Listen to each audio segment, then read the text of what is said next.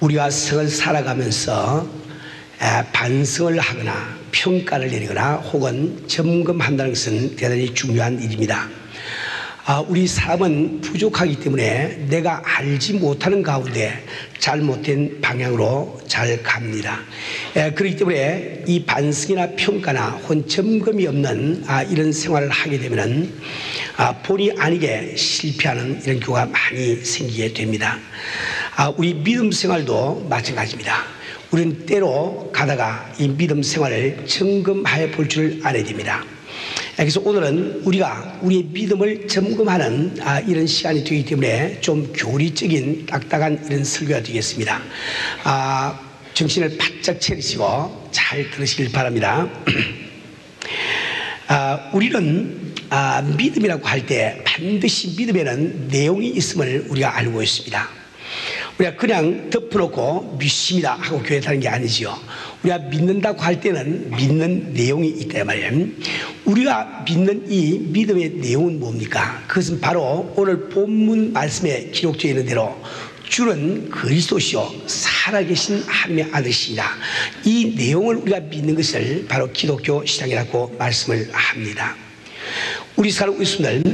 우리 신앙생활에서 예수님은 바로 그리스도시요 살아계신 하나님의 아들이시라는 이 고백이, 이 사실이 왜 그렇게도 중요할까요? 바로 이 사실 가운데, 이 고백 가운데 우리의 구원이 달려있기 때문에 대단히 중요합니다. 예를 들어서 우리 주님께서 이 세상에 오셔서 많은 표적과 기사를 행하시지만 요한복음에 보면은 우리 주님이 행하신 표적 가운데 8가지를 기록하시고 그 다음에 그에 대한 여러 가지 설명과 변론들이 나와 있는 것을 보게 됩니다. 그리고 사도 요한은 끝무렵인 요한복음 20장 30부터 31절에서 자기가 그렇게 성경을 쓰고 있는 목적을 다음과 같이 설명을 하고 있습니다.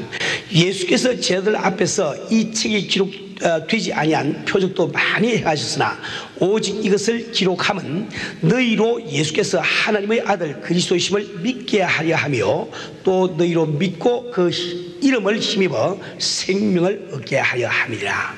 즉 우리 주님께서 이 땅에 오셔서 많은 표적과 기사를 행하신 목적도 또 성경 말씀이 과거에 우리 주님이 행하신 표적과 기사를 기록하는 목적도 우리에게 그분께서 바로 하나님의 아들이심을 믿게 해서 그 믿음으로 말미암아 구원을 받게 하기 위함이라고 말씀을 하고 있습니다. 우리 살고 있음을 예수님은 바로 그리스도시요 살아계신 하나님의 아들이시라는 이 고백은 우리 한 사람 한 사람의 구원의 근거가 될 뿐만 아니라 교회가 존재하는 하나의 기본적인 요소이기도 합니다. 우리가 잘 아는 대로 교회를 히라브로 에클레시아라고 하는 것을 잘 들어서 알고 있습니다. 그러나 원래 에클레시아라는 이 말은 히라브로 어떤 한 가지 목적을 가지고 모인 사람들의 무리면은 무엇이나 다 에클레시아라고 부르게 되는 겁니다. 그런데 우리 주님께서는 오늘 본문에 나오는 이 베드로의 고백을 들으시고, 즉 주는 그러시오 살아계신 하나님의 아들이시라는 이 고백을 들으시고 그 반석 위에 내 교회를 세우리라. 내 교회를 세우라. 우리 주님의 교회를 세운다고 말씀하고 계십니다. 그런데 이 신약 시대 예수님의 교회는 바로 그 근거가 주는 그리스도시요 살아계신 하나님의 아들이시라는 이 고백에 있는 것을 우리는 잘 압니다. 그래서 우리는 교회 가운데 다른 모든 것이 있다 할지라도 그 교회 속에 만약에 주는 그리스도시요 살아계신 하나님의 아들이시라는 고백이 빠져 있으면 교회가 될 수 없다고 말씀을 드렸습니다.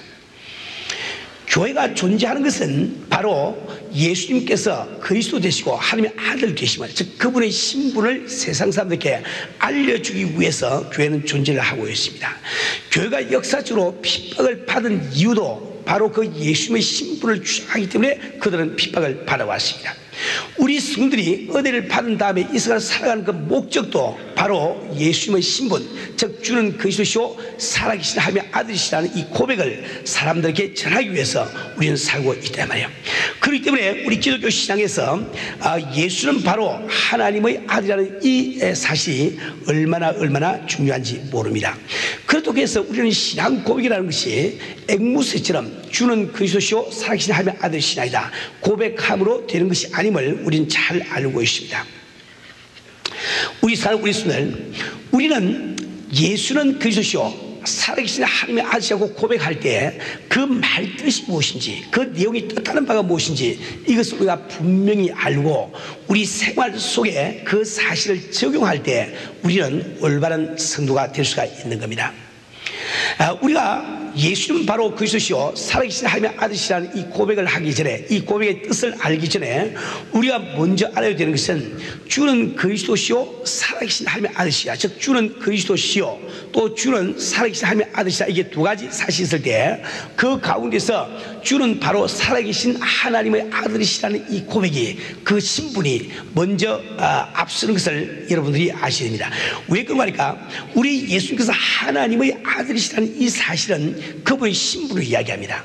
그런데 그분께서 그리스도라고 하는 이 말씀은 그분이 하나님의 아들이시기 때문에 감당할 수 있는 직책을 이야기한단 말이에요. 예를 들어서 우리가 나는 은혜교회 재직으로서 집사로서 전도부장직을 맡고 있습니다 이러면은 그때 집사라고 하는 것은 여러분의 신분을 이야기하고, 그다음에 집사로서 전도부장을 맡아 이 말은 직책을 이야기를 한단 말이에요. 내가 국회의원으로서 외교분과위원회에 속해 있다 이렇게 할 때 외교분과위원이라고 하는 것은 나의 직책에 속하는 것이요, 내가 국회의원이라고 하는 것은 나의 신분에 속하는 겁니다. 그러니까 우리 주는 그리스도시요 살아계신 하나님의 아들이시라고 우리가 고백할 때 여기서 보다 중요한 고백은 바로 주님은 살아계신 하나님의 아들이시라, 이 고백이 대단히 중요한 거죠. 우리 사는 우리 손들, 그러면은 우리가 주는 살아계신 하나님의 아들이라고 말할 때 이것은 과연 무엇을 뜻하는가, 그 내용을 우리가 잘 알고 이 신앙 고백을 올바르게 할 줄 알아야 되겠어요.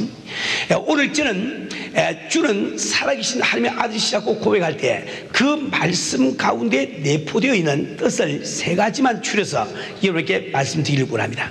첫째로 우리가 주는 살아계신 하나님의 아들이십니다 이렇게 고백할 때 이 말씀은 당신은 바로 무죄한 분입니다, 당신은 죄가 없는 분입니다, 이 고백이 그 속에 들어있음을 우리는 알아야 됩니다. 우리 사랑하는 우리 손을, 우리 사람으로 말미암아 태어난 우리 사람은 아무도 죄가 없을 수가 없습니다. 그래서 이 성경 말씀은 모든 사람이 죄를 범했음에, 즉 모든 사람이 죄인됨을 우리에게 선포를 해주고 있습니다. 우리의 조상 아담 이브가 죄를 지을 때 우리 모든 사람들이 그 아담 이브 속에서 함께 죄를 지기 때문에 우리가 다 죄인이 되고 말았단 말이에요. 그래서 우리가 태어날 때 모든 사람이 죄인이라는 신분을 가지고 이 세계에 태어나고 있습니다. 히브리서 7장 9절 10절 말씀을 보면 재미있는 예가 나와 있습니다. 또한 10분의 1을 받는 레위도 아브라함으로 말미암아 10분의 1을 바쳤다 할 수 있나니 이는 멜기세덱이 아브라함을 만날 때 레위는 자기 조상의 허리에 있습니다. 이 말씀은 제가 이렇게 여러 번 인용을 하고 설명했기 때문에 교회를 오래 나오신 분들은 이미 잘 알고 있는 말씀입니다. 레위라는 사람은 원래 아브라함의 정손자에 해당됩니다. 아브라함의 아들이 이삭이요, 이삭의 아들이 야곱이요, 야곱이 12아들 낳았는데 그 중에 셋째 아들이 레위라는 것을 잘 알고 있습니다. 그런데 아브라함이 이 창세기 14장에서 멜기세덱을 만나가지고 그에게 10분의 1을 드릴 때 그때는 아브라함이 아직도 이삭을 낳지 않았을 때입니다. 그러니까 이삭이라는 아들도 낳지 않았는데 정손자 되는 그 레위가 아브라함이 멜기세덱에게 10의 1조를 드릴 때 그도 드렸다고 할 수 있나니, 왜 그러니까 그가, 즉 아브라함이 10의 1조를 드릴 때 그 레위가 아브라함의 허리 속에 있습니다. 이 성경 말씀은 우리 한 사람 한 사람, 우리의 삭시, 우리의 싹이 이 아담 이브가 창조될 때 그 속에 우리의 그 시조, 그 싹이 되는 우리 자신이 그 속에 있었음을 말씀을 하고 있단 말이에요. 그래서 아담 한 사람이 죄를 지으니까 그 속에 들은 우리도 함께 죄를 짓게 되고 만 거예요. 그래서 이 세계에 태어날 때 우리 한 사람 한 사람이 죄인으로 태어나지 않는 사람이 아무도 없다 말이에요. 그런데 그렇기 때문에 우리 주님께서 하나님의 아들이시라고 고백하는 이 말씀은 그분은 사람의 남자의 힘을 힘입지 아니하고 성령으로 말미암아 잉태되기 때문에 그분께서 바로 죄가 없는 분이다 하는 이 고백이 그 속에 들어있단 말이에요. 이처럼 우리가 참 예수는 하나님의 아들이시다 이렇게 고백할 때는 당신은 바로 죄가 없는 분이로소이다, 당신은 바로 무지한 분입니다 하는 그 고백이 그 속에 들어있단 말입니다. 자, 그런데 우리가 주는 그리스도시와 살아계신 하나님의 아들이시라고 고백할 때 두 번째 뜻하는 바는 무엇이고, 만약에 예수님이 하나님의 아들이시오, 그래서 그분께서 무지한 분이심을 우리가 믿는다고 하면은 그분께서 십자가를 지신 것은 바로 우리의 죄를 짊어지시고 십자가를 지시는 이 사실을 우리가 믿는다, 그 뜻이 그 속에 포함이 되어 있단 말입니다. 우리는 바로 죄의 삭은 사망인 것을 압니다. 죄가 있는 자라야만 죽을 수 있는 것을 아는데, 만약에 그분께서 하나님의 아들이 되어서 무지한 분이면 죽을 수가 없다 말입니다. 그런데 그분께서 엄연히 십자가를 지고 돌아가신 것은 역사가 증명하고 있습니다. 그렇기 때문에 우리가 주는 살아계신 하나님의 아들이라는 이 말씀 가운데는 당신께서 십자가를 지고 돌아가신 그 죄는 나의 죄를 대신 짊어지시고 돌아가신 것입니다. 이 고백이 항상 그 속에 포함이 된다 말이에요. 우리 지금 신앙 고백을 할 때 나의 신앙 고백에 좀 더 진실될 줄 알아야 됩니다. 우리 중에서 2000년 전에 갈보리 산성에서 그 험한 십자가를 지신 것은 바로 우리 한 사람 한 사람의 죄성 때문에, 우리 한 사람 한 사람이 지은 그 죄 때문에 그분께서 십자가를 지시다 말이에요. 그분께서 나의 죄를 대신해서 십자가를 지시다는 이 사실 가운데는 역시 두 가지의 뜻이 그 속에 포함이 됩니다. 첫 번째 한 가지는 무슨 뜻이고, 이제 주님께서 나의 죄를 짊어지고 십자가를 지으시니 이제 하나님과 나 사이에 화해될 수 있는 길이 열렸다, 하나님과 내가 화해할 수 있는 길이 열렸다는 그 뜻이 그 속에 포함이 되어 있다 말입니다. 우리 사는 우리 순간 우리 주님께서 십자가에 달려 죽으심으로 말미암아 우리가 하나님과 더불어 화해할 수 있는 길이 열렸다고 하는 것은 대단히 엄청난 사실입니다. 그럼 왜 그런 거니까? 우리가 모든 고통, 모든 불안, 모든 근심 가운데 살고 있는 이유는 우리가 죄로 말미암아 하나님과 화목하지 못하고 서로 등을 돌리고 있기 때문에 오는 하나의 그 자연적인 현상이라 이 말입니다. 그렇기 때문에 우리가 하나님과 더불어 이 화평할 수 있는, 화목할 수 있는 길이 열렸다는 것은 엄청난 사실이 되는 겁니다. 어떻게 죄 없인 그분께서 우리의 죄를 짊어지고 십자가에 달려 돌아가심으로 말미암아 주님과 등을 돌리고 있던 우리들이 주님과 화목할 수 있느냐, 그것을 여러분이 알기 위해서는 왜 하나님이 우리에게서 등을 돌리시는지 그 이유를 잘 아셔야 됩니다. 이것을 여러분이 아시기 위해서는 먼저 하나님의 성품을 잘 알아야 됩니다. 우리의 하나님의 성품 가운데 한 가지 뚜렷한 성품은 바로 그분은 거룩하시다는 성품이에요. 그분께서 거룩하지 아니하시면 그분은 하나님이 될 수가 없습니다. 그런데 하나님이 거룩하시다는 그 뜻이 뭘까요? 그것은 바로 하나님께서는 죄를 지을 수도 없거니와 죄와 함께 공존할 수도 없다, 그 뜻이 그 속에 들어있습니다. 하나님은 바로 거룩하신 하나님이시기 때문에 죄가 하나님 앞에 나타나면 그 죄는 자기의 성격상 하나님 앞에서 파괴가 되어버리고 만다 말이에요. 그런데 우리 아담 이브가 하나님의 말씀을 어기고 죄를 지음으로 그들이 고의적으로 하나님 앞에 등을 돌려버렸습니다. 다시 말해 주님 앞에 죄를 지었단 말이에요. 그런데 죄를 지은 그 인간을 하나님이 바로 바라보고 계시면 하나님이 저 죄를 지은 인간을 죽이고자 해서 인간이 죽는 것이 아니고 하나님의 거룩하신 본성 때문에 죄를 지은 인간은 자연적으로 영원히 죽게 되버리고 마는 거예요. 그러니까 하나님께서는 이 죄를 짓고 등을 돌려버린 아담 이브를 사랑하시고 죽이지 않으시기 위해서 그분께서 하는 수 없이 자기가 스스로 등을 돌려버린 거예요. 이 주님께서 하나님께서 아담 이브에게 죄를 지은 아담 이브에게서 등을 돌렸다는 이 사실은 죄를 지은 아담 이브를 미워해서 등을 돌린 것이 아니고 죄를 지었지만은 짓고 있는 그 아담 이브를 사랑하시기 때문에 그를 영원히 죽게 하지 않기 위해서 일부러 눈을 지금 돌리고 있다 말입니다. 그런데 이제 이 등을 돌리고 있는 이 아담 이브를 내가 하나님이 바로 바라보시고 화목할 수 있는 길을 여시기 위해서는 반드시 이 죄 문제를 해결을 하지 않으면 안 됩니다. 그런데 여러분들이 이 주님께서 십자가를 지심으로 이 아담 이브가 지은 죄, 즉 우리의 죄를 해결해 주시는 이것을 우리가 알기 위해서는 성경에 나와 있는 아주 비슷하지만은 다른 세 개의 개념을 아셔야 됩니다. 성경 말씀에 보면은 구속이라는 단어가 나옵니다. 구속. 두 번째로 화목제물이라는 단어가 나와요. 화목제물. 그 다음에 세 번째로 화목이라는 이런 단어가 나옵니다. 예를 들어서 로마서 3장 24절 말씀 보면 그리스도 예수 안에 있는 구속으로 말미암아 구속이라는 이 단어가 나오고 또 로마서 3장 25절 말씀에 보면은 이 예수를 하나님이 그의 피로 인하여 믿음으로 말미암는 화목 제물로 세우셨으니 화목 제물이라는 이런 말씀이 나옵니다. 그런가 하면 고린도후서 5장 18절에는 저가 그리스도로 말미암아 우리를 자기와 화목하게 하시고, 화목이라는 이 단어가 나온단 말이에요. 이 세 단어는 서로 비슷하지만은 개념을 서로 다른 개념을 나타내고 있습니다.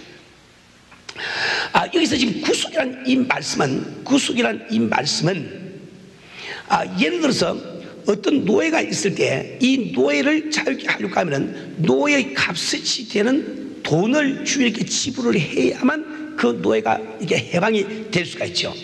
그래서 그 속전을 대신 물어주는 것, 이것을 바로 구속이라고 부른단 말이에요. 구속. 그러니까 우리가 지은 죄를 속량해 주시나, 이 뜻이 바로 구속이라는 그 뜻이 있는 겁니다.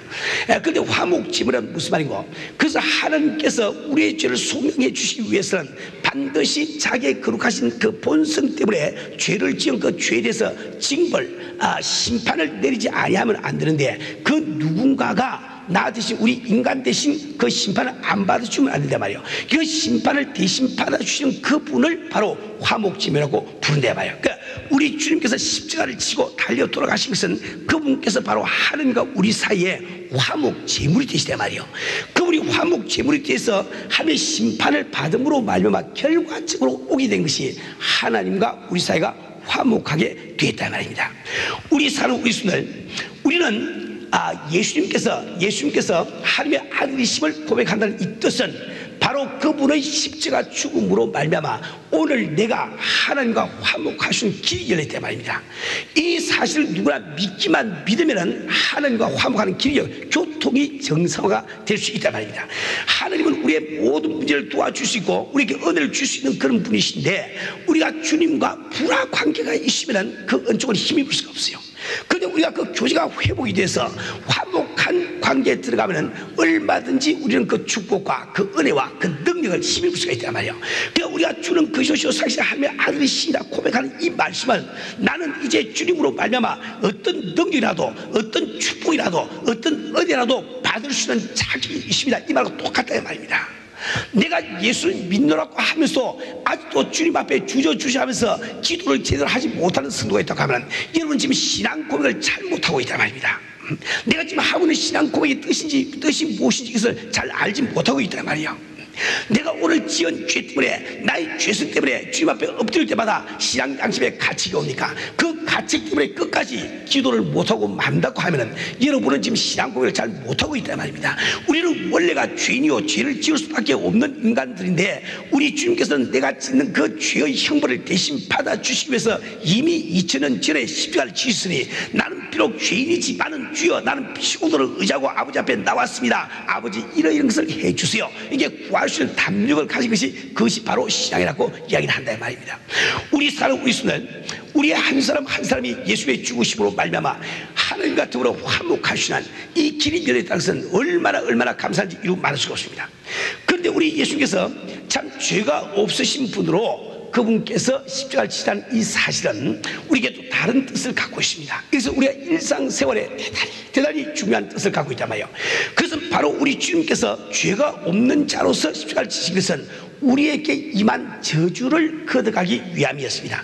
그래서 갈라디아서 3장 13절 말씀에 보면은 그리스도께서 우리를 위하여 저주를 받은 바 되사 율법의 저주에서 우리를 속량하시니 기록된 바 나무에 달린 자마다 저주 아래 있는 자라. 다시 한번 더, 그리스도께서 우리를 위하여 저주를 받은 바 되사 율법의 저주에서 우리를 속량하시니 기록된 바 나무에 달린 자마다 저주 아래 있는 자라 하였습니다. 우리 사는 우리 순을, 우리는 왜 고생하며, 왜 병들며, 왜 가난하며, 왜 하는 일이 형통하지 못할까요? 그래서 우리가 죄인이기 때문에, 죄로 말미암아 오는 저주 때문에 그런 겁니다. 우리 인간이 하나님의 형상을 따라 지음을 받았기 때문에, 우리가 하나님이 지으신 그 형상 그대로 우리가 있다고 할 때 왜 우리가 병이 들겠습니까? 하나님이 병이 안 들 바에는 왜 우리가 병이 들겠냐 말이에요. 우리가 하나님의 형상을 따라서 지음을 받았다고 하면은 왜 우리가 풍요롭게 살지 못하냐 말이에요. 하나님이 바로 풍요로우신 분인데, 그분의 형상을 따라 지음을 받은 우리 인간이 왜 가난하게 살아야 되냐 이 말이에요. 이것은 바로 우리의 조상 아담 이브가 죄를 지음으로 말미암아 죄의 저주가 우리에게 임한 겁니다. 그 죄의 저주를 이 성경은 세 가지로 말씀하고 있어요. 첫 번째가 영적 죽음입니다. 두 번째가 질병이에요. 세 번째가 가난이라는 말입니다. 그래서 이런 우리 죄로 말미암아 우리가 저주 안에 들어있기 때문에 우리는 형통하지 못한 삶을 살고 있고 고통 가운데 살고 있고 별 수 없는 인생을 살고 있단 말이에요.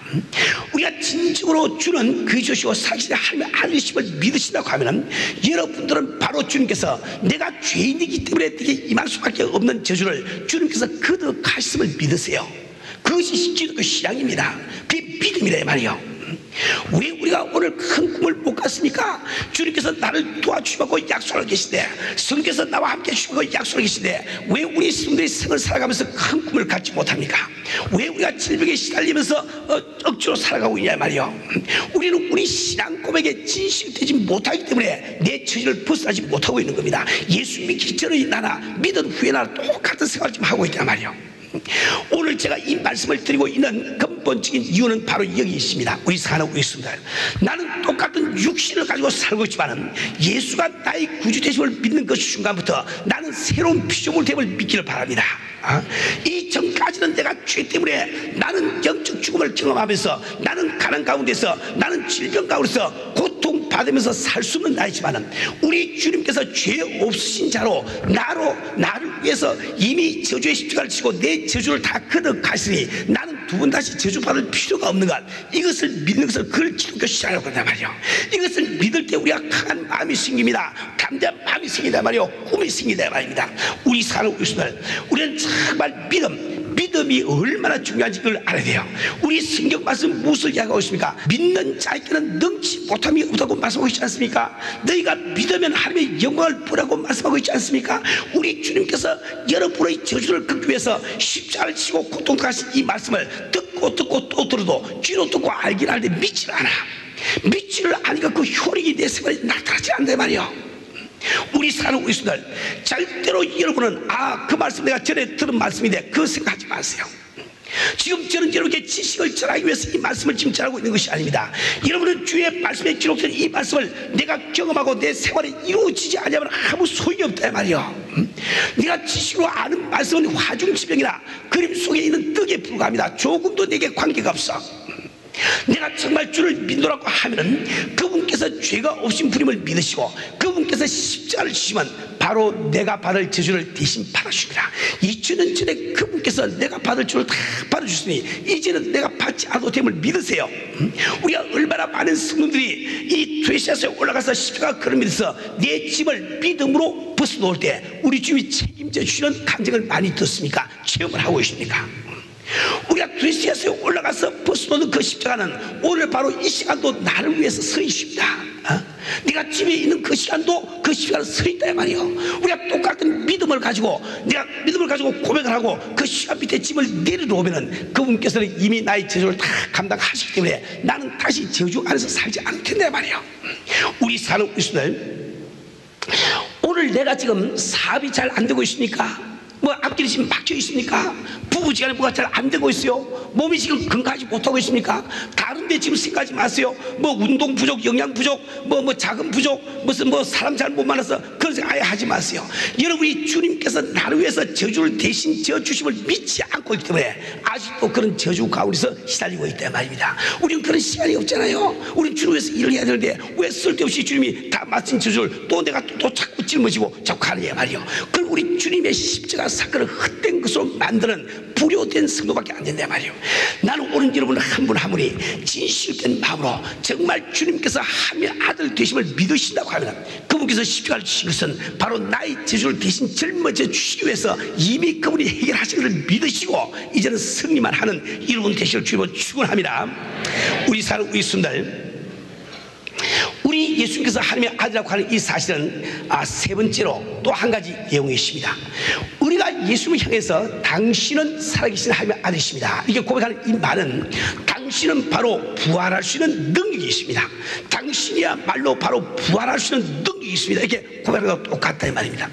우리 인간은 그 누구도 부활을 하지 못합니다.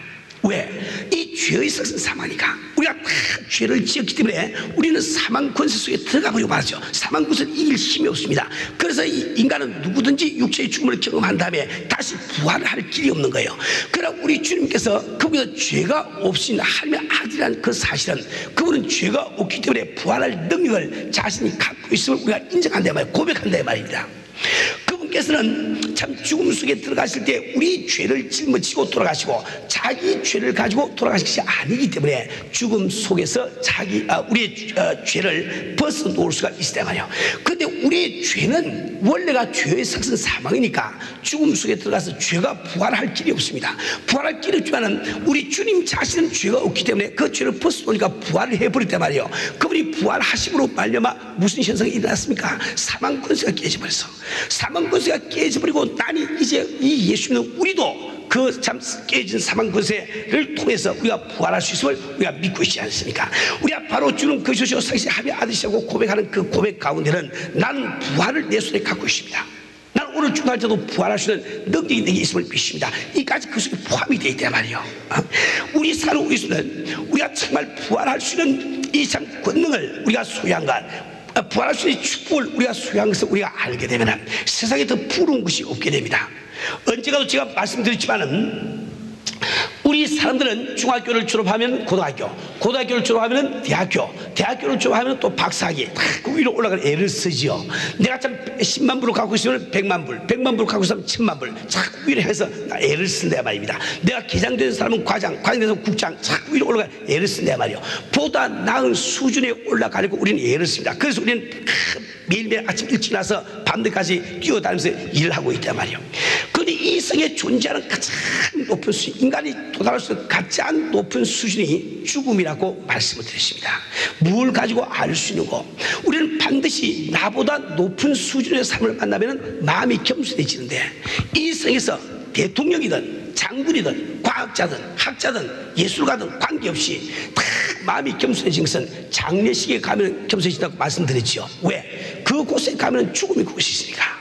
우리 사는 우리 순간 우리는 정말 우리의 신앙 고백에 충실하셔가지고 우리가 주는 살아계신 하나님의 아들이라고 고백할 때에 그분께서 바로 우리의 죄를 담당하시고 십자가를 지시고 그 결과로 이제 언제라도 내가 믿기만 믿으면 아버지와 화목할 수 있는 것, 이 축복이 내게 임한 것을 꼭 믿으시고 그분께서 십자가를 지심으로 말미암아 내게 임할 수밖에 없는 인간의 팔자인 이 저주가 다 걷어가셨음을 믿으시고 그걸 믿음으로 말미암아 내 수중에 이 세상 가장 높은 수준인 이 부활이 내 손에 있음을 꼭 믿으시고 성령의 승화하시기를 주님으로 축원합니다.